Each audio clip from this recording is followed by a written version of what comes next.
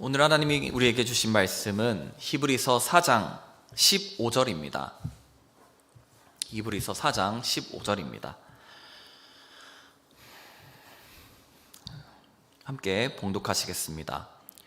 우리에게 있는 대제사장은 우리의 연약함을 동정하지 못하실 리가 아니요 모든 일에 우리와 똑같이 시험을 받으신 이로되 죄는 없으시니라. 아멘. 여러분, 메리 크리스마스 앤 해피 뉴 이어입니다. 그리고 우리는 이제 또 이렇게 인사해 볼 수 있죠. 구주 예수 나심을 축하합니다. 네, 구주 예수 나심을 축하합니다. 네, 오늘은 아주 많은 사람들에게, 그러니까 365일을 기다리고 고대하던 바로 크리스마스 이브입니다. 그리고 내일은 바로 아기 예수님이 나신 성탄절이죠.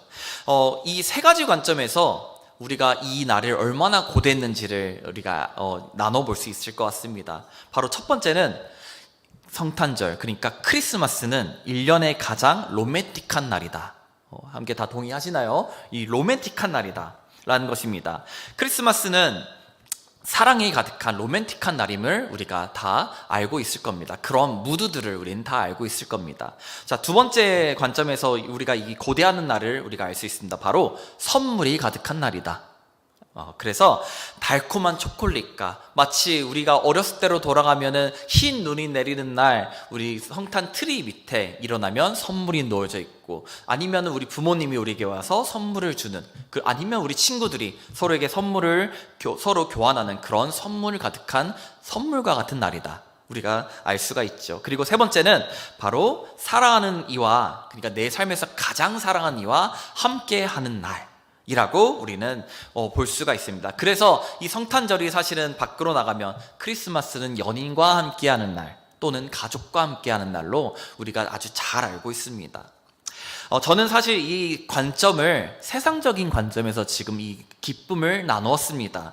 그러니까 선물과 사랑하는 사람과 로맨틱한 날, 이 관점, 세상적인 관점에서 나눴죠. 근데 한편으로는 저는 또 이렇게 생각합니다. 아니, 이 세상 사람들이 어떻게 이렇게 크리스마스, 그러니까 성탄절의 기쁨의 본질을 잘 캐치하고 있을까라고 저는 생각합니다. 물론 이 안에는 핵심이 비어있죠. 바로 우리가 잘 아는 예수 그리스도라는 핵심이 비어있지만 말입니다. 이들이 말하는 이 세 가지 관점의 그 기쁨을 저는 우리의 안에 그리스도적 관점에서, 그리고 사실은 원래 성탄절이 우리의 문화로 그리스도로 시작되었기 때문에 그 본질의 기쁨의 핵심을 이 세 가지 관점에서 오늘 나눠보고자 합니다. 바로 첫 번째는 이제 로맨틱에 대해서 제가 나눠보겠습니다. 크리스마스는 로맨틱한 날이다. 세상은 로맨틱한 날을 알고 있으면서도 최고의 로맨티스트를 놓치고 있는 것 같습니다. 그게 바로 우리 예수님입니다. 이분이 얼마나 로맨티스트냐를 제가 한번 얘기 나눠보겠습니다. 사랑 때문에 여러분을 매 순간 보고 있습니다. 사랑 때문에 이 내 아들과 딸이 얼마나 못한 짓을 했는데도 그분은 놓치지 않고 계속 바라보고 계시죠. 또한 사랑 때문에 가장 높은 곳에 있는 자리를 포기하고 우리에게 오신 분이십니다. 그것도 가장 낮은 자리, 가장 낮은 저 마국간 가장 작은 이의 모습, 아기의 모습으로 우리에게 오신 분이십니다. 사실은 이 이야기를 많이 들어봐서 이 사랑의 크기가 체감되지 않을 수도 있습니다. 매년 성탄절마다, 매년 사순절마다 우리가 들어왔던 하나님의 사랑의 크기죠. 그래서 제가 이 이야기를 어떤 비유로 하면 좀 좋을까 고민을 하다가 제 인생의 첫 친구를 이야기가 생각이 나서 좀 비유하면서 드러내 보겠습니다. 제 첫 친구 이름, 그러니까 제가 태어나자마자 바로 제 옆집에 살던 친구가 하나가 있었습니다. 여자아이였습니다. 그 친구는 이제 자기 말로는 제가 이제 그 친구가 저희 집에 놀러 오면 제가 이 천장 위에 올라간답니다. 천장 위에 올라가서 가장 좋은 찻잔을 갖고 와가지고 친구에게 거기서 차를 따라주고, 그리고 그 친구에 대접했다라고 말하는 친구입니다. 그만큼 이제 서로에게 이제 허물 없이 지냈던 그런 친구인데, 이 친구가 자라가면서 굉장히 비전이 있고 굉장히 진취적인 사람이란 걸 제가 알게 됐습니다. 그러니까 여잔데 이 친구가 가장 먼저 친구들 중에서 사업을 하고, 그리고 자기의 비전을 놓지 않고 나아가면서 제가 기억하기로는 From Jesus from J라고 예수 그리스도로 모티브로서 향수를 만들고 그리고 그 제향을 하고 그걸 이제 파는 그러한 이제 진취적인 모습을 했던 친구였습니다. 그리고 이 앞에 있는 고속터미널에서 백화점에 들어가서 그 예쁘게 디스플레이하는 것들이 있죠. 예쁘게 이 백화점을 디스플레이하는 그러한 직업을 하면서 많이 이제 직위적으로 그 다음에 사회적으로 많은 이제 그 경력을 쌓는 그러한 친구였습니다. 그런데 그 친구가 어느 날 이제 남편이 될 사람을 만나고 그리고 아이를 낳습니다. 그리고 아이가 태어남과 동시에 그 친구의 인생이 송두리째 바뀌게 됩니다. 어떻게 바뀌었냐? 그 친구는 많은 사람을 경험하고 많은 경력을 쌓았던 그의 모든 커리어를 다 포기하고 아기 하나를 돌보려고 집에 들어갑니다. 저는 사실은 아주 오랫동안 알고 있는 그 친구의 성향을 알기 때문에 이해가 되지 않았습니다. 너가 그 아이를 돌보러 집에 들어간다는 것은 이전까지 쌓았던 모든 것들을 다 포기하고 들어가는 걸 너가 알고 있지? 알고 있다라고 합니다.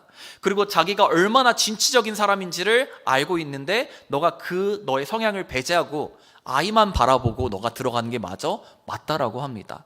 그러니까 제 입장에서 이해가 안 되는 것이었습니다. 자기의 삶을 송두리째 포기를 하고 이 아이 하나 때문에 그 집으로 돌아가는 그 어미의 모습을 제가 봤기 때문이죠.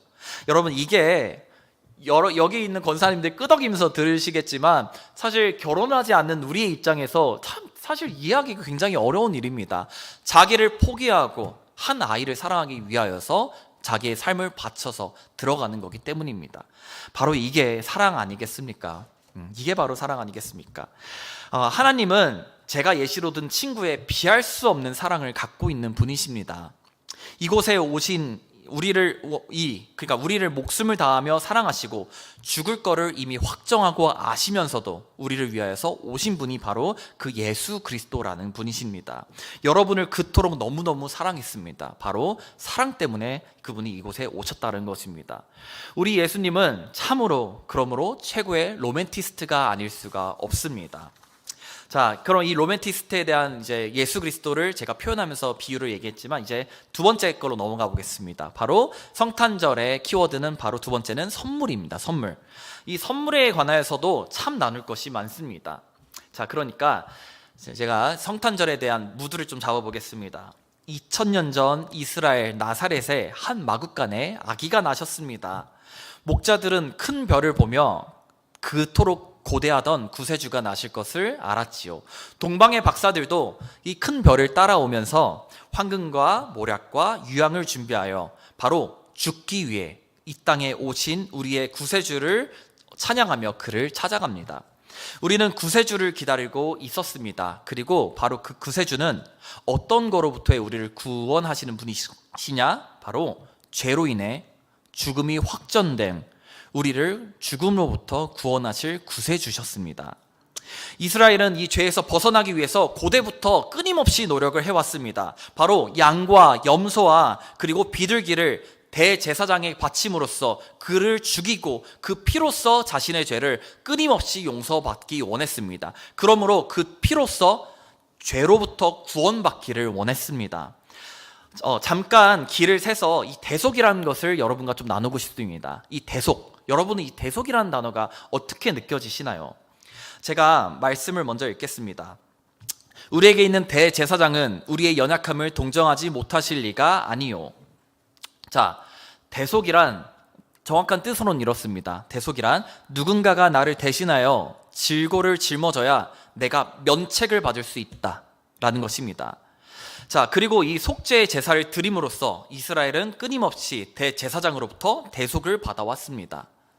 여러분은 이 논리에 대해서 구시대적이고 아니면 비논리적이라고 생각해 보신 적은 있지 않으십니까? 근데 이 대속, 그러니까 죄를 대신하는 것에 대해 저는 지금 현대에서도 이 대속의 논리가 끊임없이 진행되고 끊임없이 우리 사회에 만연하다라고 말씀드리고 싶습니다.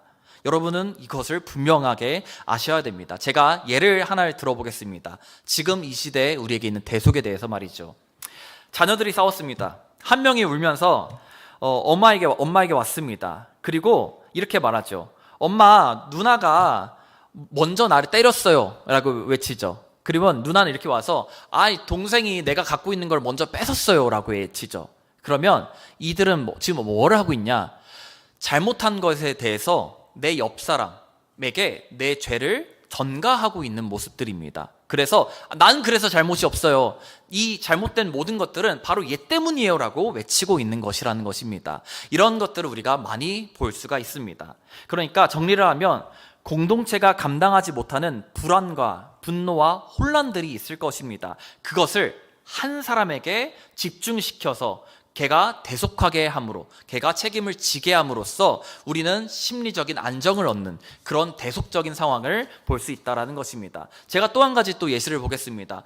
요즘에 사회에서 왕따라는 것이 참 문제가 되지요. 사실 이 학교 생활에서 불안과, 그럼 내가 이들에게 어울릴 수 있을까? 라는 이 불안감 속에서 이 불안감을 한 사람에게 모두 짊어지게 하는 겁니다.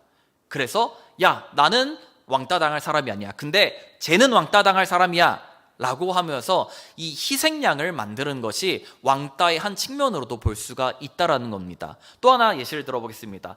우리가 사회에서 어떤 정책이 망가졌을 때 우리는 그 정책을 책임질 사람을 찾게 되죠. 물론 지금 말하는 이 책임을 질 사람은 대속과 조금 의미의 차이가 있지만 여전히 우리는 세상에서도 내가 뭔가 잘못한 것에 대해서 책임질 누군가를 바라고 있다는 것을 우리가 알 수 있다는 것입니다. 그러므로 여러분, 대속은 성경에 나오는 구시대적인 것이 아닙니다. 지금도 여전히 우리는 우리의 잘못을 뭔가 면책하기 위해서 대신할 것들을 찾고 있는 것이 바로 인간의 만연한 본질이라는 것이지요. 저는 그러한 것들을 말하고 싶었습니다.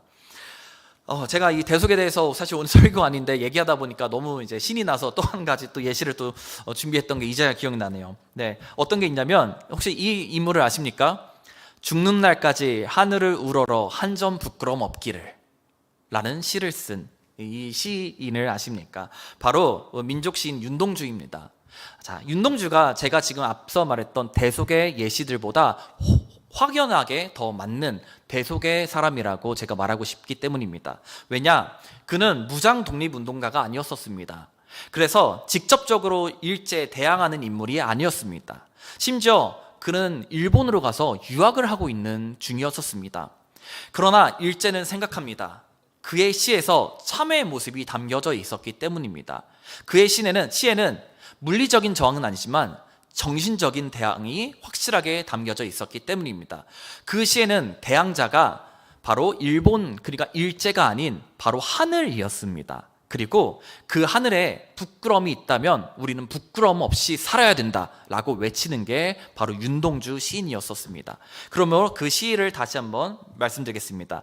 죽는 날까지 하늘을 우러러 한 점 부끄러움 없기를 라고 민족을 깨웠습니다. 민족을 계몽시키는 그러한 시인이었습니다. 일제는 조선의 통치에 앞서서 그 일제 계몽시키는 모든 사람을 대속할 한 명의 죄를 받을 사람이 필요했죠. 희생양이 필요했습니다. 그렇기에 일본에서 유학을 아주 잘하고 있던 윤동주를 어느 날 갑자기 데려갑니다. 감옥으로 말이죠. 그리고 2년 뒤에 윤동주는 돌연사하게 됩니다. 아주 많은 이야기들이 있지만 실험을 당했다. 그리고 아니면 독사를 당했다. 아주 여러 이야기가 있지만 그는 조선인들의 계몽의 그 죄목을 혼자 갖고 그리고 대속하게 됩니다. 아무런 죄가 없었음에도 말입니다. 그렇게 우리는 대속에 대해서 우리가 알 수가 있습니다. 자, 이제 다시 선물에 대한 주제로 넘어와서 선물에 대해서 이어가겠습니다. 하나님은 우리에게 그 죄를 대신할 선물을 보내주셨습니다. 윤동주와 같이 말이지요. 바로 예수 그리스도입니다. 그런데 그 선물에는 조건이 필요했습니다.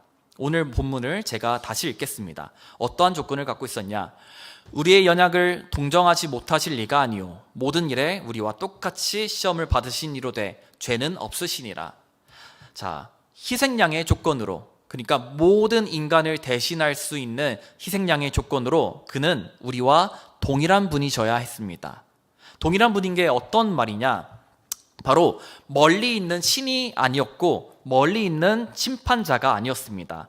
희생양은 그들을 대표하며 그들과 같은 자리에 있는 존재였어야 했습니다. 그러니까 양과 염소는 인간이 아니지 않습니까? 양과 염소를 죽임으로써 대속받는 것은 일시적이고 임시적이고 한 번에 속한 것이었습니다. 근데 하나님은 계획했죠. 영원한 대속을 원한다. 그러므로 인간과 똑같은 인간을 대표할 수 있는 사람이었습니다. 마치 조선인을 대표하는 윤동주 시인처럼 말이죠. 그래서 하나님은 생각합니다. 내가 인간의 모습으로, 그러니까 신의 모습을 버리고 가장 낮은 자의 모습으로 내가 이 사람들에게 선물과 같이 나아가야겠다라고 확정을 하시고 오셨습니다. 그러므로 예수는 인간으로 오시어 배고픔을 아시는 분이셨습니다. 인간과 똑같이 억울함을 아시는 분이셨습니다. 사람에게 외면당하는 것을 느끼셨습니다. 끝내 죽음까지도 그는 경험하며 인간의 죽음을 아셨습니다. 그는 우리의 모든 연약함을 오감으로써 체험하고 느끼는 분이셨습니다. 그러므로 우리와 동일하게 시험받는 이셨습니다. 그러므로 윤동주와 같이 죄인을 대표하기 위한 희생양의 조건에 부합하게 됩니다. 자, 다음 조건으로 어떤 분이 우리 희생양을, 그러니까 우리를 대신한 희생양이 될 수 있냐? 두 번째 조건은 바로 죄가 없어야 합니다.